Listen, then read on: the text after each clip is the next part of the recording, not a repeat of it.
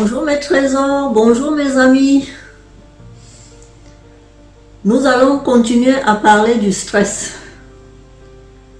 Comment gérer le stress de l'examen et le stress du sportif. Quand on prépare un examen, en général, avant de le passer, on est très stressé. Surtout que nous vivons dans une société où on nous demande de réussir. Donc on a la soif de la réussite, la soif de la performance, et la société nous demande toujours plus. La soif de la victoire, nous sommes en quête de la performance. Nous voulons être performants, nous voulons être les meilleurs, nous voulons être bons, excellents dans ce que nous faisons. Ça, c'est la société qui nous exige ça maintenant. Nous pouvons le voir, prendre l'exemple chez les sportifs de haut niveau. La barre est très haute. Leur coach leur met la barre très très haute. On leur demande d'être le meilleur, de donner le meilleur d'eux-mêmes. Lors d'une conférence, quand on va présenter, on veut être la meilleure conférence possible. On veut être bien, convaincant. Et tout ça demande de l'excellence. Quand vous allez préparer un concours, vous vous mettez la pression, vous avez envie d'être le meilleur, de réussir ce concours-là, de réussir le concours du piano par exemple. Donc tout ça, ce sont des facteurs que nous devons bien gérer. Donc, qu'est-ce qu'il faut faire? Nous allons prendre l'exemple d'une étudiante qui doit peut-être présenter un examen de français, par exemple en dissertation. On va lui demander de faire une dissertation sur un sujet. Donc, quand elle arrive, elle est très bonne en français. Elle arrive devant son sujet. Elle a l'impression qu'elle a tout oublié, qu'elle ne pourra rien faire, elle panique. Or, le jour de l'examen, le jour J, il faut être en position de force. Il faut se dire qu'on s'est bien préparé et qu'on est à la hauteur de cet examen-là. Donc ne nous laissons pas envahir lors des examens, surtout les étudiants. Moi je n'ai plus ce problème-là, je ne serai plus étudiante, bien que je fais souvent des formations par rapport à justement aux vidéos que je présente là. Je fais des formations mais je ne me mets pas la pression. Je le fais à mon aise, je me dis que ça va aller. Donc quand on est face à ce genre de stress, la première des choses qu'il faut faire, il faut optimiser son stress. Cela nous permet d'être lucide. Et ça nous permet aussi de se concentrer. Parce que quand on se met la pression, qu'on doit gérer un hyper stress, ça nous paralyse. Ça peut paralyser, ça peut arriver à tout le monde. Il n'y a pas que les étudiants, il n'y a pas que lors de l'examen, il y a plusieurs épreuves dans la vie qui peuvent nous mettre dans ce stress dans cet hyper stress. Donc, on est en manque de concentration pendant cette épreuve. La pression est tellement forte, on se met tellement la pression pour bien faire, qu'on dépasse sa zone de stress. Donc notre performance diminue. On veut tellement bien réussir, on veut tellement bien faire qu'on n'arrive plus. Donc je prends l'exemple de cette étudiante qui avait dit une fois que quand elle est face à sa feuille, à son épreuve, elle n'a pas de bons résultats après. Pourquoi? Parce que pendant l'épreuve, au lieu de se concentrer sur ce qu'il y a à faire, elle s'est mis une forte pression, hein, face à son épreuve, et elle n'a pas eu de résultat à cause de ça. Alors, qu'est-ce qu'il faut faire? Quelques jours avant, il faut s'entraîner. Comme tout le monde, hein, il faut se préparer. Hein. Il faut préparer son examen, faire des exercices, se mettre en position d'examen pour pouvoir être en confiance ce jour-là. Hein.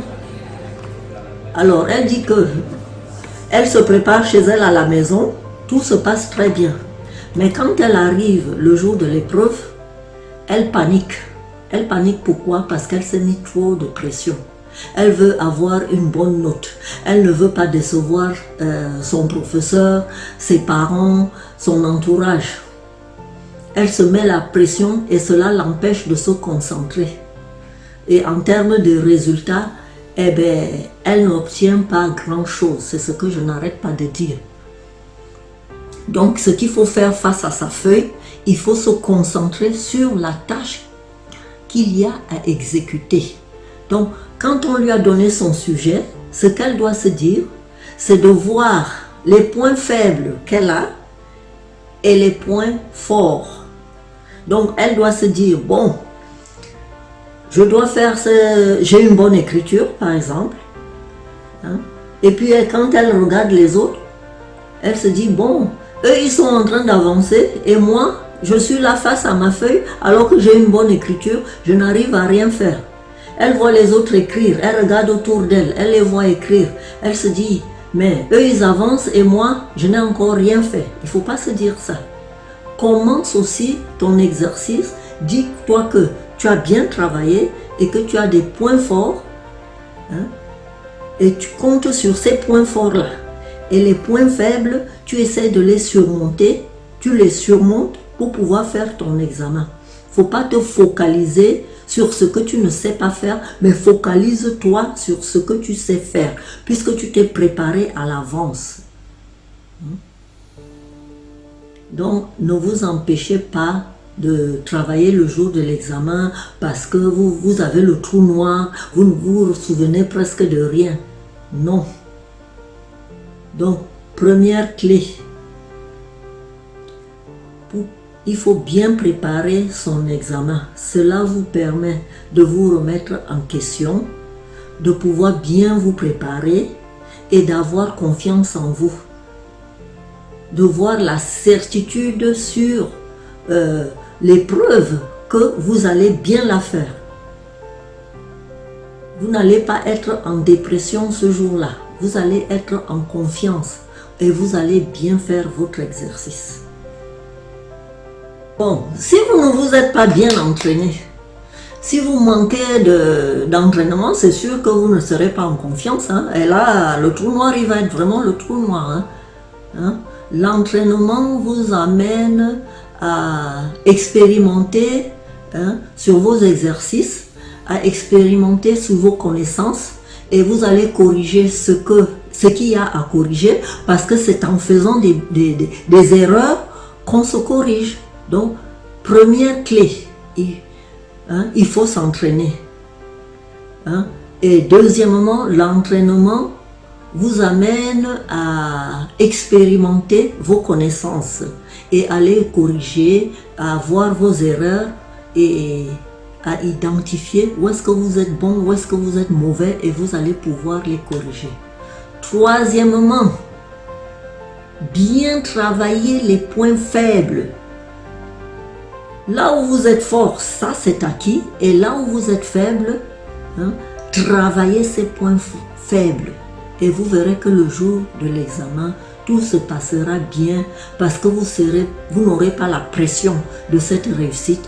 Vous n'aurez pas la pression de ne pas avoir travaillé, mais vous aurez confiance en vous parce que vous savez que vous vous êtes préparé. Que ce soit un examen de droit, de mathématiques, de français, de dictée, de calcul, je ne sais pas, il y a tellement de choses, il y a un concours d'entrée à l'ENAM, etc. Mettez-vous en confiance, quand vous l'avez bien préparé, vous vous en sortirez.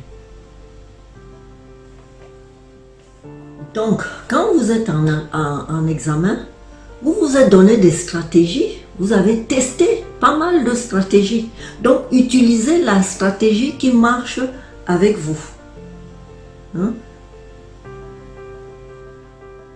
Que votre stratégie soit physique, tactique, psychologique ou mentale, ayez confiance en vous. Sachez que vous vous êtes bien préparé. Prenez le temps, comme je le dis toujours, de bien respirer.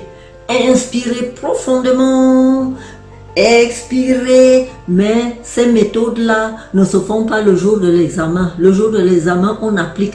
C'est une méthode qu'il faut s'entraîner tous les jours. Tous les jours, il faut s'entraîner. Il faut s'entraîner avant le jour J.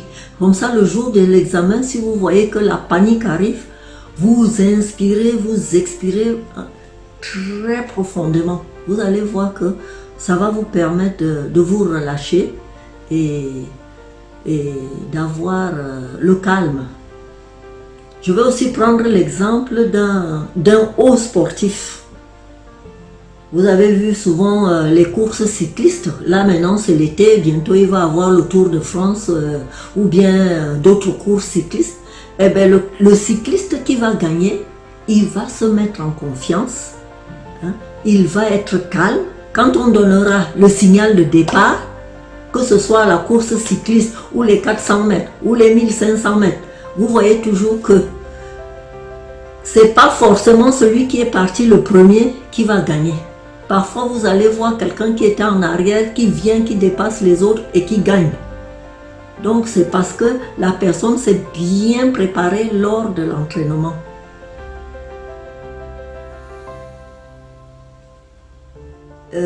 Par exemple, lors des Coupes du Monde, par exemple, dernièrement, il y a eu la CAN, il y a la Coupe du Monde qui passe, parfois, il y a les Jeux Olympiques. Tous ces champions qui gagnent, ce sont des personnes qui se sont surpassées, qui ont su gérer leur stress. Ils se sont donné les moyens pour pouvoir gérer le stress le jour J. Donc, apprenez à bien gérer votre stress. C'est le stress qui nous donne la panique et par la suite, nous ne pouvons rien faire parce que nous sommes stressés.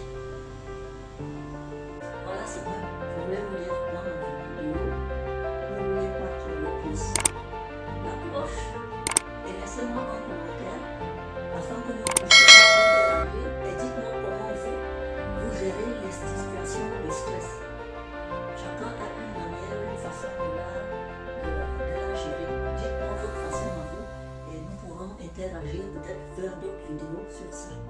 Merci et à bientôt.